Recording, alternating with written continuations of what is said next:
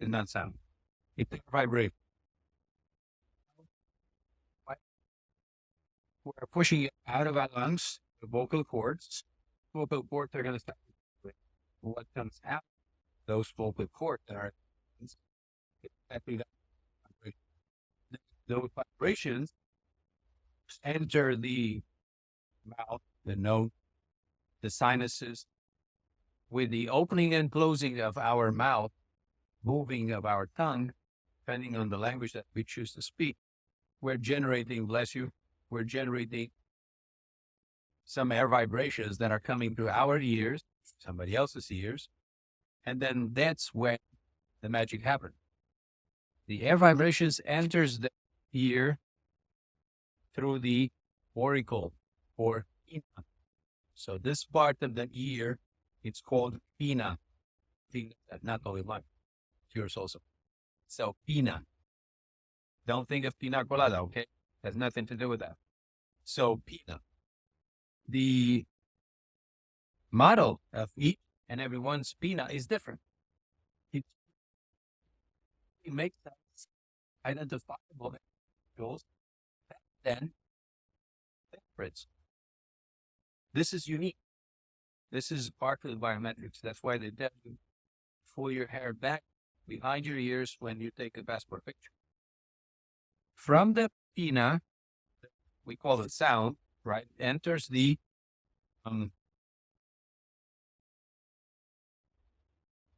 external auditory mats. This is the external auditory mat. External auditory. And then it hits the tympanic membrane. Tympanic membrane has a couple of bones connected to it. 3, to be more precise. The first bone that is connected directly to the tympanic membrane is the malleus. Malleus. Malleus is beating, if you want, is hitting the anvil, right? And the anvil is pulling on the stirrup or stapes. Stapes. So this is the stapes, this little thing. If you want to look at them in real life,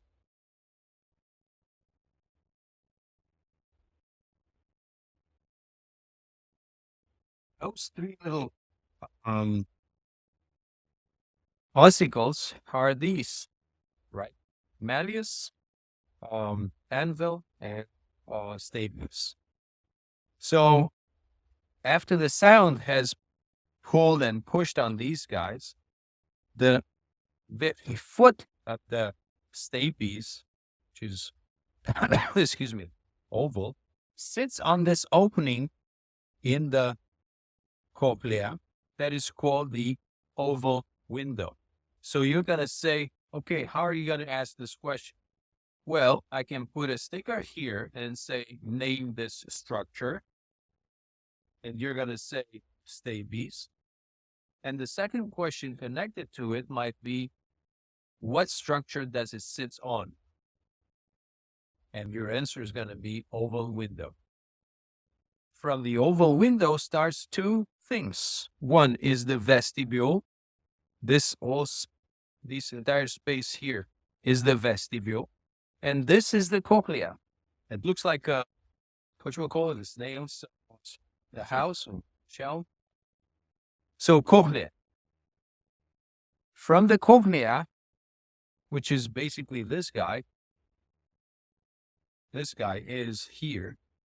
So if we take this apart, can take it apart. And what you see is this. So this here is this.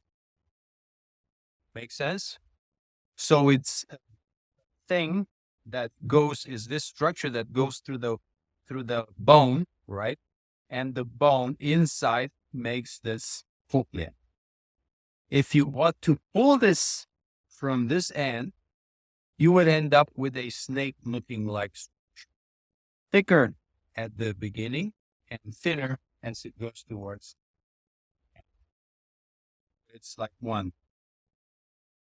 So here we have all the nerve fibers that are coming from inside the cochlea, and they make what we call the vestibulocochlear nerve. So this is the vestibulocochlear nerve. This branch, because it's coming from the auditory part of it, is the cochlear nerve. This part that comes from the vestibular, because this is the vestibular part of it, it's called the vestibular part. So you have the vestibulocochlear nerve, right? Before we get to the nitty-gritty of this, let's talk about these three semicircular canals. These three semicircular canals, they sit in the temporal bone, our both temporal bones, and they're responsible to let us know whenever we move our head. They're responsible to let us know when the position of our head is at all. We move to the right. These guys are telling us, oh, just moves his head to the right. We move the head down. It tells us it moves the head down. It moves to the left. You rotate it and rotate it. It's dizzy. Okay. This information comes from the semicircle to the brain via the vestibular branch of the vestibulocochlear.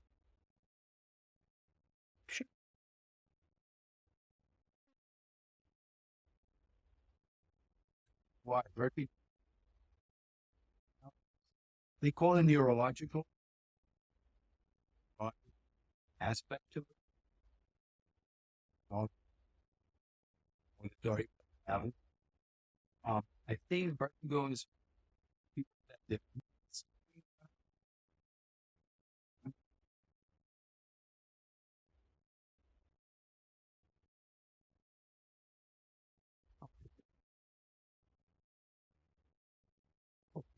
okay.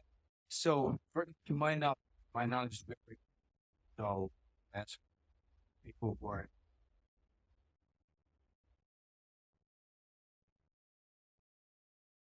physics there. Okay, so for people, so these are the semicircular canals, right? So if a sticker is, you're gonna say well, semicircular. The sticker is here, you're gonna say vestibular. If the sticker is here, you're gonna say cochlear. If the sticker is here, you're gonna say.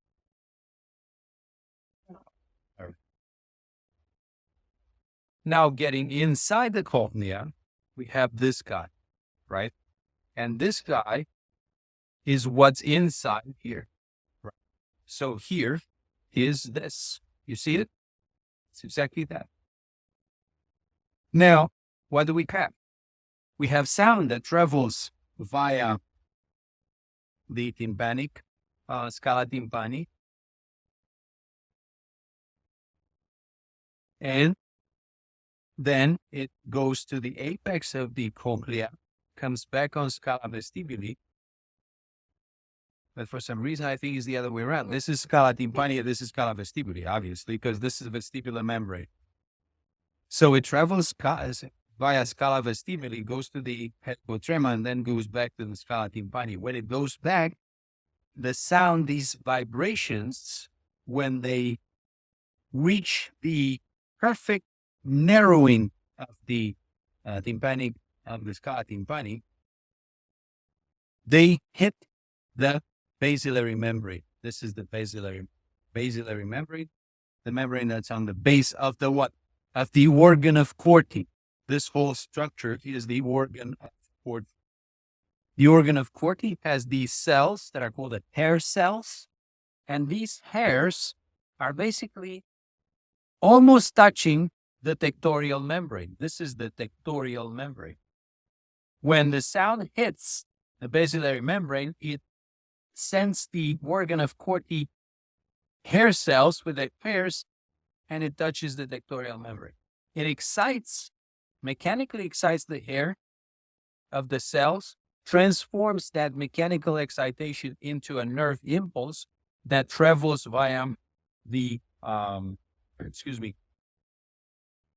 cochlear branch of the vestibulocochlear nerve to our brain, and we make sense of what this was, which is a sound. But that sound is particularly characteristic to a wavelength, to a particular narrow waveband from the wavelength of that sound. So we mentioned scala tympani, scala vestibuli, scala media. This space here is scala media. What separates scala media from scala vestibuli is the vestibular membrane. This is the vestibular membrane. We have liquid here. We have two flavors of liquid. In scala tympani and scala vestibuli, we have a flavor of liquid that's called perilim. In scala media, endolim. Difference in concentrations of ions and proteins.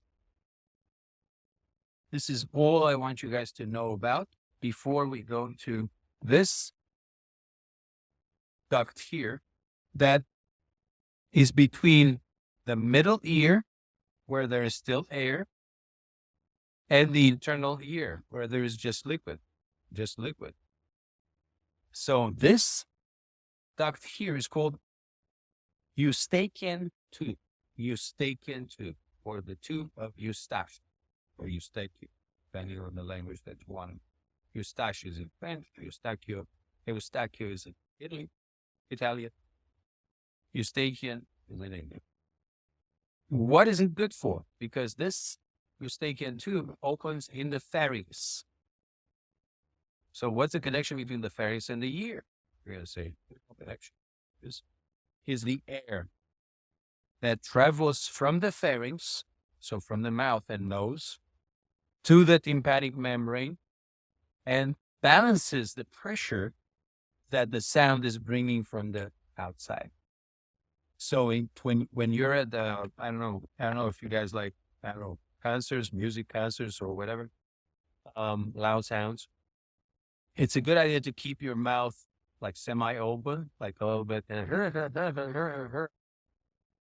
breathe in, because when you do that, you balance basically the boom, boom, boom, boom, boom, boom that's coming from the outside with the pressure that's coming from your nose and mouth, so it doesn't break your, doesn't rupture your tympanic. Make sense? That's it. Professor Griff. Nothing here. Blood vessels. Okay, so that please see. Sorry, I think it's the internal carotid. Well, I wouldn't go there. I got to put stickers on that.